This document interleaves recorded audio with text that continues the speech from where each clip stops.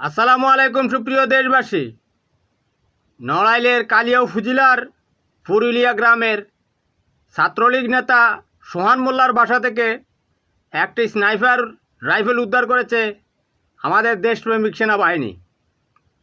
এবার বুঝতে পারছেন তো কারা স্নাইপার দিয়ে গুলি করে মানুষ হত্যা করেছিল। 5 আগস্টের পরে বিভিন্ন জায়গা থেকে স্নাইপার রাইফেলের গুলি উদ্ধার করা হয়েছে এখানে সেখানে পড়ে থাকা অবস্থায়।